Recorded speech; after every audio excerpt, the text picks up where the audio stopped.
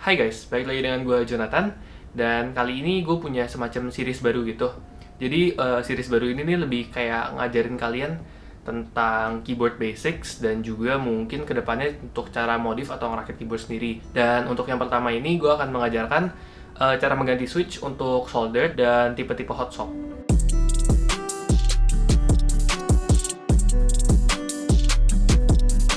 Pertama, PCB itu bisa dibilang dapat dibagi menjadi dua garis besar, yaitu ada yang solder dan juga ada yang hot swap. Untuk yang solder, tentunya untuk gonta-ganti switch jauh lebih susah dibandingin yang hot swap. Tapi kalau misalnya ada equipment yang benar, gue jamin untuk proses menggantinya itu bisa dibilang cepat dan juga mudah. Oke, jadi gue bahas yang hot swap dulu aja deh.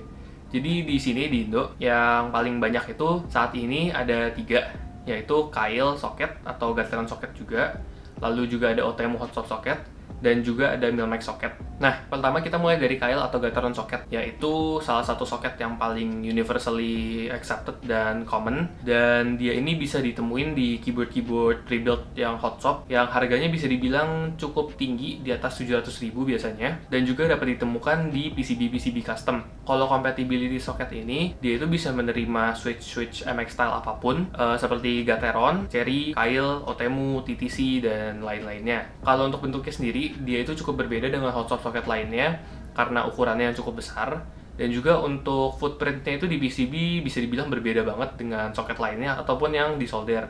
Sekarang lanjut ke OTMU socket. Jadi untuk socket ini nih bisa ditemukan di keyboard-keyboard dari harga 200 ribuan sampai di atas 1 juta juga ada. Dan untuk socket ini dia itu hanya bisa menerima switch dari OTMU, dan itu pun masukin dan lepasnya ketat banget.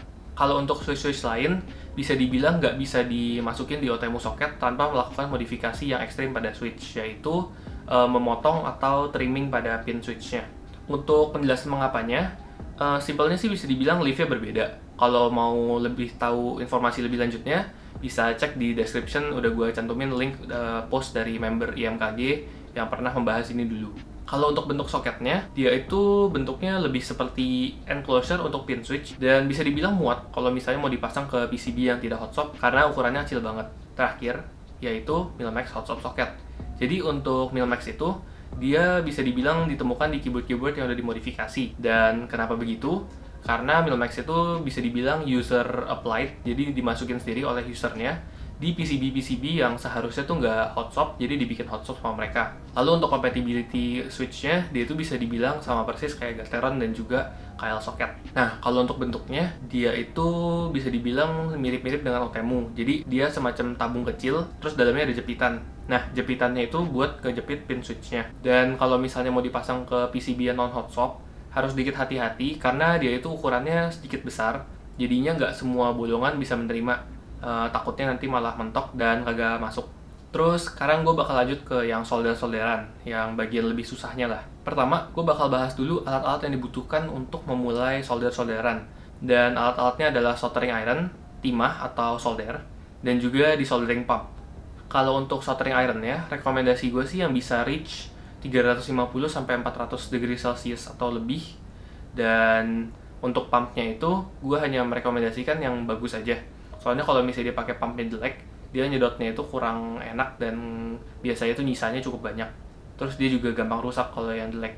Nanti untuk alat-alatnya gue bakal cantumin di deskripsi. Itu semacam compiled list yang udah dirancang oleh orang-orang yang MKG, dan menurut gue sih itu alat-alatnya bagus-bagus aja. Lanjut ke cara solder-menyolder keyboard. Pertama, kita nyalain dan juga panasin dulu ironnya sampai suhu yang ditargetkan. Kalau misalnya gue biasanya untuk nyolder itu 350 dan untuk disolder 450. Kalau misalnya kalian sekarang mau ngedesolder, pertama arahin dulu soldering ironnya ke joint di PCB dan tempelkan.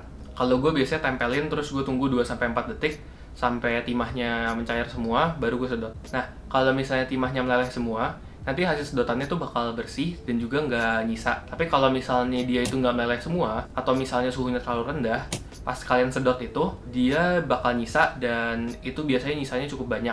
Jadi saran gue sih kalau kayak begitu, kalian reflow aja dengan timah, habis itu kalian panasin lagi, dan juga kalian baru sedot.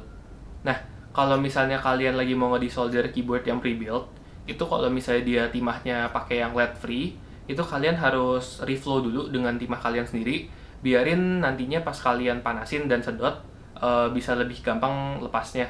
Soalnya kalau misalnya yang lead free, dari pengalaman gue sendiri sih, kalau kalian tempel langsung dan langsung sedot, itu kemungkinan besar nggak bersih atau kesedotnya cuma dikit banget. Nah, kalau kalian cuma mau ngerakit, itu jauh lebih gampang dibandingin ngedesolder. Jadi kalian cuma tinggal pasang switch-nya dari plate ke PCB atau langsung ke PCB kalau mau plateless, terus langsung disolder aja.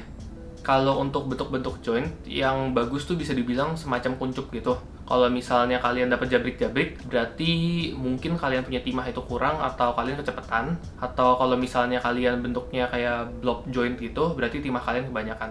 Untuk video ini kurang lebih begini aja. Kalau misalnya kalian masih punya pertanyaan atau masih bingung, tinggal tanya di kolom komentar. Nanti bakal gue coba jawab.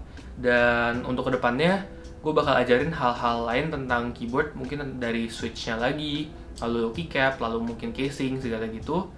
Dan ya, like and subscribe kalau misalnya kalian suka dengan konten gue. Dan see you next time.